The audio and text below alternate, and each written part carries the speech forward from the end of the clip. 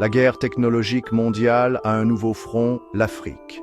Autrefois perçue uniquement à travers le prisme de la pauvreté et de l'aide, la perspective est en train de changer. Le continent est maintenant reconnu pour son immense potentiel inexploité, ce qui en fait un champ de bataille crucial pour la domination technologique. Alors que les États-Unis et la Chine se disputent l'influence, l'Afrique se retrouve au cœur d'une nouvelle ère de compétition géopolitique. Cette bataille ne se livre pas avec des chars et des troupes, mais avec des données, des infrastructures et la course au contrôle de l'avenir numérique. La jeune population africaine est férue de technologie et de plus en plus connectée. Cela représente une énorme opportunité de marché pour les géants mondiaux de la technologie. Le contrôle de l'infrastructure technologique du continent offre non seulement des gains économiques, mais aussi la capacité de façonner sa trajectoire de développement futur. Les enjeux sont élevés et les lignes de bataille sont tracées. L'attrait de l'Afrique réside dans sa démographie, ses ressources et son importance stratégique. Avec la population la plus jeune et la plus dynamique du monde, l'Afrique est en passe de devenir un marché de consommation majeur. Ce dividende démographique associé à l'abondance des ressources naturelles rend le continent extrêmement attractif pour les puissances mondiales en quête d'expansion économique. De plus, la situation géographique de l'Afrique en fait une porte d'entrée stratégique entre l'Est et l'Ouest.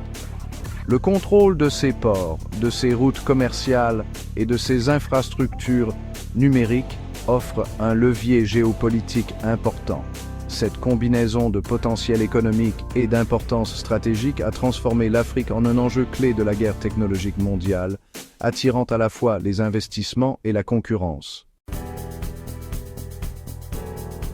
Les câbles sous-marins sont l'épine dorsale d'Internet, transportant plus de 95% du trafic mondial de données.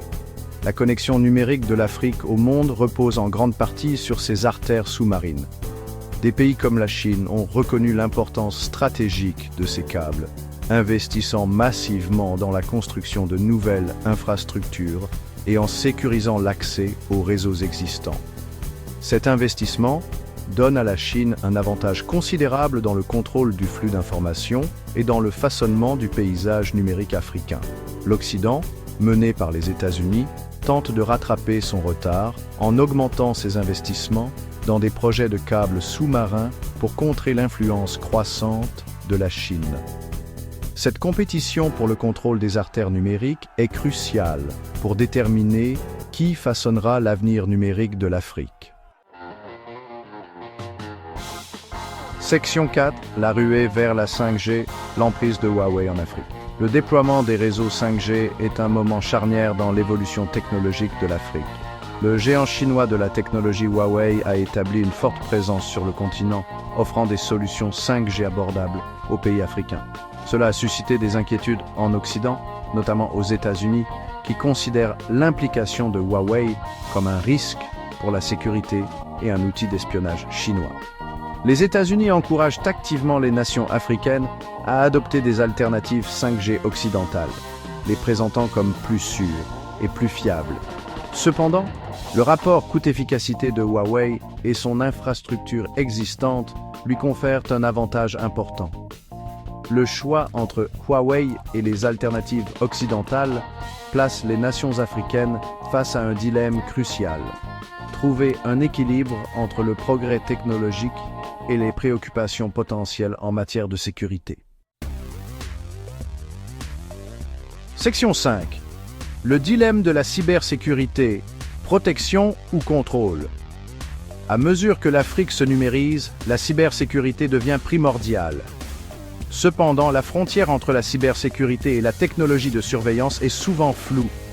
Les entreprises et les gouvernements occidentaux font la promotion de leurs solutions de cybersécurité comme un moyen de protéger les nations africaines contre les cybermenaces.